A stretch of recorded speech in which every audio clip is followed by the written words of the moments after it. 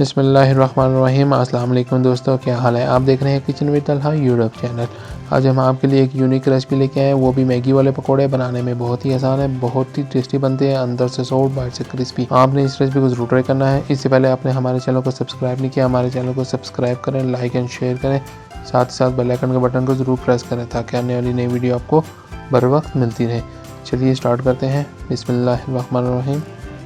एक पैकेट हमने मैगी का ले लिया था, इसको बॉईल करके रख लिया था। इसमें इसका मसाला हमने ऐड नहीं किया, इसको हमने बाउल में डाल लिया है।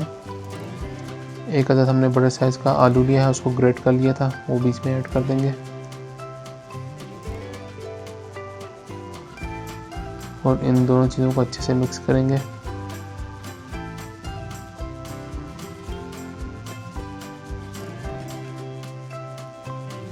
मिक्स करने के बाद हम इसके अंदर 3 टेबलस्पून बेसन ऐड करेंगे।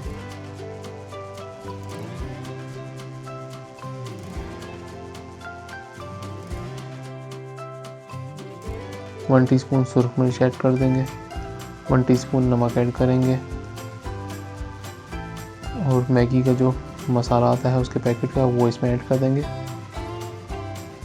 ऐड करने के बाद इसको अच्छे से मिक्स कर लेंगे। ये बहुत ही टेस्टी बनते हैं।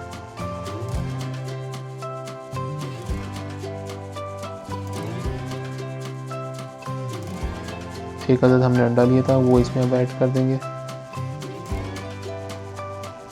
और इसको अच्छे से मिक्स कर लेंगे। और ये रेसिपी बहुत ही जल्दी बन जाती है। अंडा अच्छे से मिक्स हो गया हुआ है। ये बैटर हमारा रेडी हो गया है। चूल्हे पे हमने कढ़ाई रख ली है। अब इसमें कुकिंग ऑयल ऐड करेंगे और ऑयल गर्म होने देंगे। ऑयल गर्म हो गया है। अब चम्मच की मदद से हम ये बैटर एक एक करके इसमें डाल देंगे। और फ्लेम को आपने मीडियम रखना है, तेज़ आंच पे नहीं रखना। अगर तेज़ आंच में रखेंगे तो ये अंदर से कच्चे रह जाएंगे, बाहर से पक जाएंगे। तो आपने इसको मीडियम फ्लेम पे ही पकाना है ताकि अंदर से ये सॉफ्ट बने और बाहर से क्रिस्पी बने।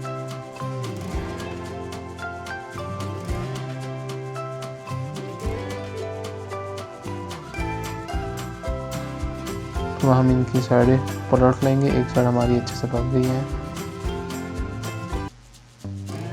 देखिए ये पकौड़े हमारे रेडी हो गए हैं। अब हम इनको डिश आउट कर लेंगे और इनकी फाइनल लुक की तरफ चलेंगे। देखिए माशाल्लाह बहुत ही ज़बरदस्त बने हैं, बाहर से फुल क्रिस्पी, अंदर से सॉफ्ट। आप इस रेसिपी को जरूर ट्राई कीजिएगा। अगर आपको हमारी ये रेसिपी पसंद आई है तो हमारे चैनल को सब्सक्राइब करें।